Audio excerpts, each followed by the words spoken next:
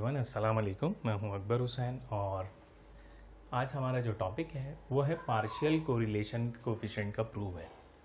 Partial coefficient correlation जैसा कि formula तो उसका ये है कि proof of partial correlation coefficient. Partial correlation का फार्मूला क्या है, देखें यहाँ पे स्मॉल आर लिखा हुआ है, यानी कोफिशिएंट ऑफ कोरिलेशन।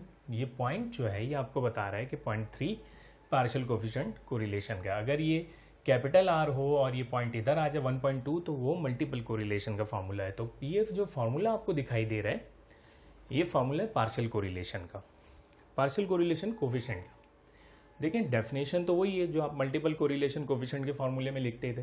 क्या लिखते थे? Let x1 x2 and x3 be the 3 variables, 3 variables हैं and each having N observations.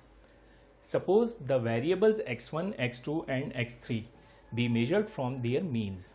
ये डेफिनेशन आपने मल्टीपल कोरिलेशन के फार्मूले में भी यही डेफिनेशन लिखी थी।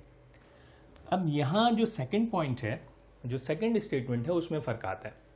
देखिए क्या लिखा है, फाइंड द सिंपल कोरिलेशन मालूम करनी है आपने बिटवीन x1 एंड x2। याद रखिएगा स्मॉल x1 और स्मॉल x2 है, उनके दरमियान आपने सिंपल कोरिलेशन मालूम करनी है after eliminating the effect of x3।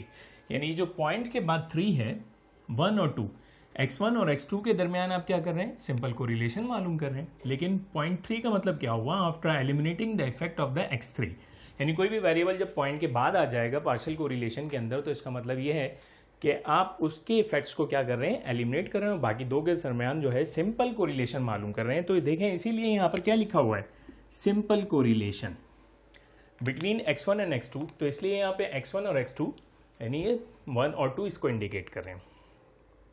अच्छा, अब आप देखें कि x 1.3 ये रेजिडुअल है। आपको पता है कि ये किसके बराबर होता है? ये बराबर होता है x1 माइनस x1 कैप के।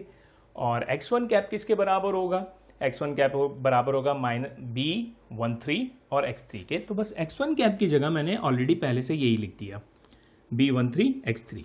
इसी तरह 2.3, तो 2.3 में अब क्या है? x2 माइनस x2 कैप जो कि बराबर है x2 अपनी जगह मौजूद है, माइनस अपनी जगह मौजूद है, और ये x2 कैप किसके बराबर है? B23 x3 के। तो बस इनका हम सहारा लेंगे और फिर इसको प्रूफ करेंगे। अच्छा, सिंपल कोरिलेशन के लिए हम यहाँ पर u v का सहारा ले लेते हैं। लेकिन जब हमने लेट किया कि u किसके बराबर है? x 1.3 के, इस 1.3 को मैंने क्या किया? u लेट कर लिया, और v को मैंने क्या लेट किया? x 2.3, यानी v बराबर है x 2.3 के, इसको मैंने v लेट कर लिया। तो अब देखें हमारे पास सिंपल जो फॉर्मूला है जिसके अंदर v बार और u बार, आपको पता है कि मीन ऑफ रेजिडुअल किसके बराबर होता है? 0 के बराबर होता है। तो उस फॉर्मूले में हमने डायरेक्टली ये फॉर्मूला लिख दिया। मल्टीपल कोरिलेशन का जब हमने फॉर्मूला प्रूव किया था उसके अंदर ये बता दिया था कि ये किस तरह से बना है, तो ये आप वहाँ से देख सकते हैं। इसको हमने इक्वेशन ए का नाम दे दिया। अब देखें आर ऑफ यू वी हम मालूम कर रहे हैं, तो पहले हमें क्या मालूम करना पड़ेगा? समीशन यू और वी मालूम करना होगा। तो देखें जब समीशन यू वी मालूम करूंगा, समीशन यू स्क्वायर उसको यहाँ रख दूंगा, समीशन वी स्क्वायर उसको यहाँ रख दूंगा, यानी इस इक्वेशन के अंदर इन तीनों वैल्यूज को मालूम करें और इधर रख दीजिए। तो सबसे पहला हम काम क्या करते हैं कि सबसे पहले हम क्या कर रहे हैं कि ये ऊपर वाले हिस्से को मालूम करते हैं, यानी समीशन यू और वी इसको मालूम करते हैं। तो देखें समीशन अपनी जगह मौजूद है, यू की जगह मैं क्या लिखूंगा? यू किसके बराबर है? x 1.3 के, और v किसके बराबर है? v बराबर है x 2.3 के। तो देखिए अब जो है वो मजीद मुझे x 1.3 और 2.3 ये वैल्यूज हमने पहले से लेट की हुई है, किसके बराबर है? x1 माइनस x1 कैप के, जबकि हम इसको क्या लिख सकते हैं? x1 माइनस B13 और x3 के, और x 2.3 ये लिख सकते हैं और उसकी जगह हम ये लिख सकते हैं। तो अब मैं इसे मिटाता हूं, फिर इसे यूज करते हैं।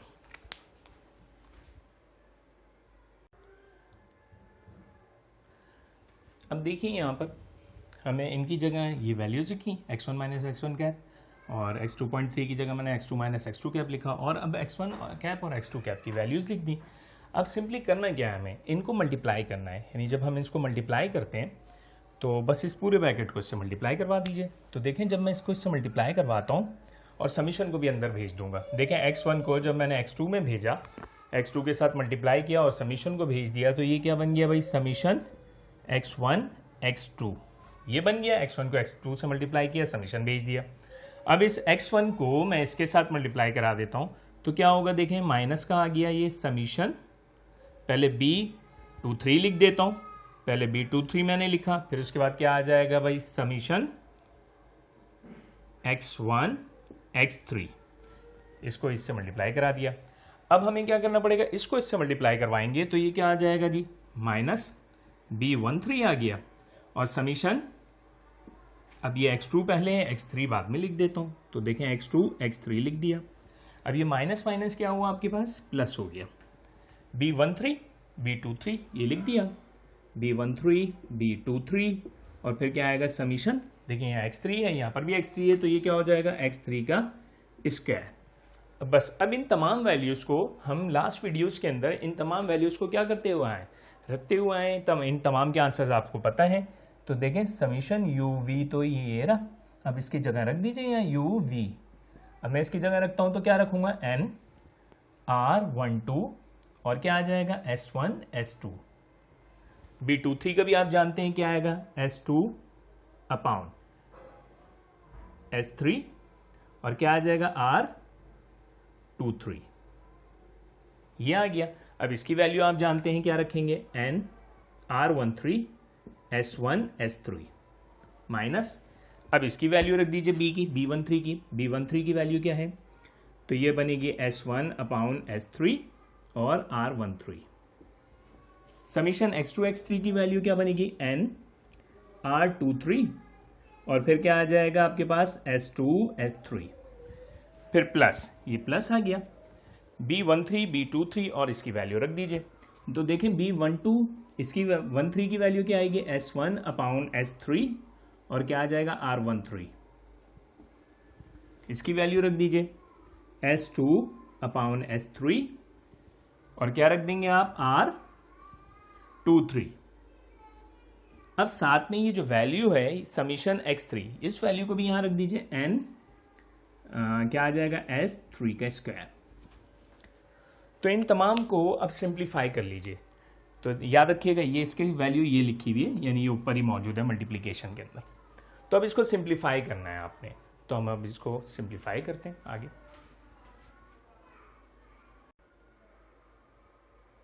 अब देखें अगर मैं इसको सिंप्लीफाई करूं तो ये किस तरह से होगा कि समीशन यू वी, ये तो पूरा ऐसे ही लिख दीजिए आप, N R12 S1 S2, ये आपने ऐसे ही लिख दिया माइनस।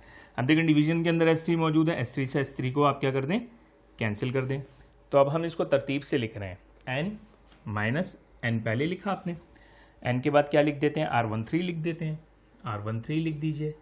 फिर उसके बाद आप क्या लिखेंगे, S1 मौजूद है और S2 मौजूद है, तो S1 S2, क्यों, क्योंकि देखिए ये S3 S3 से कैंसिल हो चुका है। और अब क्या है R23, अब आपने R23 भी यहाँ लिख दीजिए, यानी R23।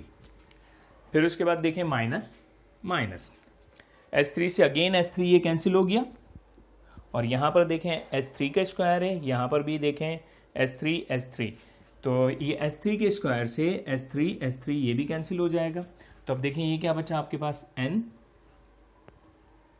लिखा आपने, ठीक है, n R13 23 से पहले मैं लिख रहा हूँ R13 R23, फिर साथ में S1 S2 ये लिख दिया, प्लस में अब देखें क्या बचा आपके पास, S1 S2 मौजूद है, R13 R23 मौजूद है, और n मौजूद है।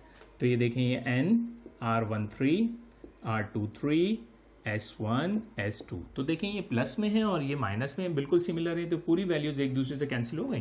तो अब आपके पास बचा ये, अब इसमें से आप क्या कॉमन निकाल सकते हैं, देखें n कॉमन निकल सकता है, S1 S2 कॉमन निकल सकता है। तो देखें अगर मैं इधर से n S1 S2 कॉमन निकाल दूं तो क्या बचा यहाँ पर, यहाँ मेरे पास बचा R12 माइनस R13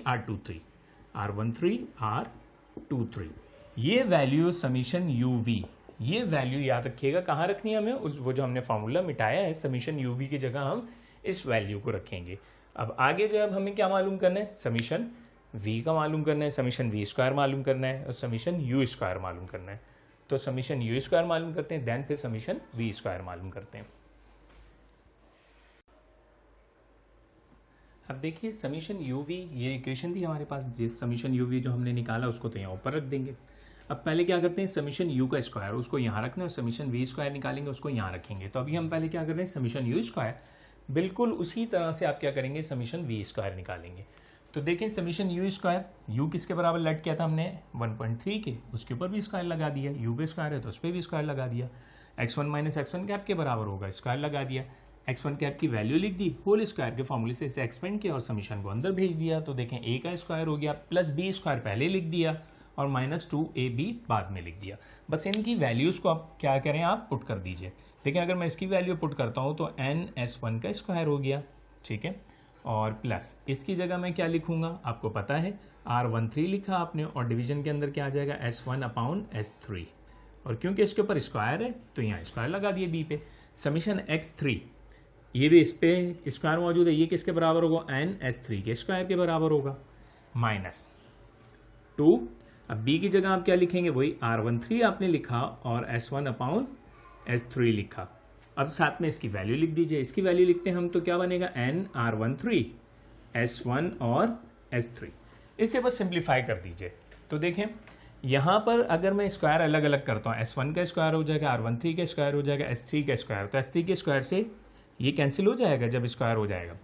इसी तरह s3 से ये s3 कैंसिल हो जाएगा, ठीक है। तो अब हम इसे लिखते हैं, देखें क्या बनेगा, ये n(s1) का स्क्वायर प्लस क्या होगा, अभी ये n को पहले लिख रहा हूँ, ठीक है, क्या हो जाएगा r13 लिख दिया पहले, उसके ऊपर स्क्वायर इसके ऊपर भी आएगा और s1 का स्क्वायर मौजूद है तो यहाँ s1 का स्क्वायर लिख दिया, ठीक है जनाब, -2 ये मौजूद है। अब देखें s1 और s1 का स्क्वायर हो गया, r13 मौजूद है, 13 मौजूद है तो r13 के स्क्वायर पहले लिख देते हैं, n मौजूद है तो पहले n को लिख देते हैं, 2n, ये n पहले लिख दिया, r13 का स्क्वायर, r13 का स्क्वायर। अब आपने क्या किया, s1 का स्क्वायर लिख दिया क्योंकि s से s3 कैंसिल हो चुका है। अब जब मैं इसे मजीद सिंप्लीफाई करता हूँ, देखें बिल्कुल सिमिलर है, n है 13 का स्क्वायर, 13 का स्क्वायर, s1। तो अब देखिए माइनस में आ जाता है ये इस तरह से, n(s1) का स्क्वायर क्या आ जाएगा, -n(r13) का स्क्वायर और s1 का स्क्वायर। अब देखिए यहाँ से कॉमन क्या ले सकता हूँ, n(s1) का स्क्वायर कॉमन ले सकता हूँ। तो देखें अगर मैं n(s1) का स्क्वायर कॉमन ले लेता हूँ तो यहाँ बचा मेरे पास 1 -r13 का स्क्वायर। तो देखें ये मेरे पास ये समीशन यू स्क्वायर आ गया। बिल्कुल सिमिलरली इसी तरीके से आप निकालेंगे समीशन वी स्क्वायर।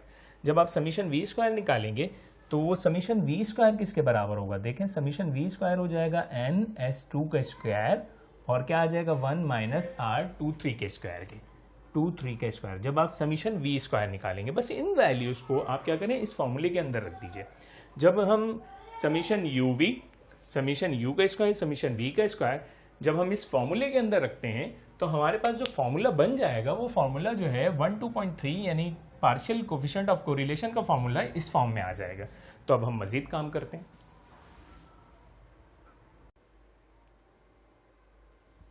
देखें ये जो तीनों वैल्यूज हमने फाइंड आउट की हैं, इन तीन वैल्यूज को इस फॉर्मूले में रख दें, फॉर्मूले ए में।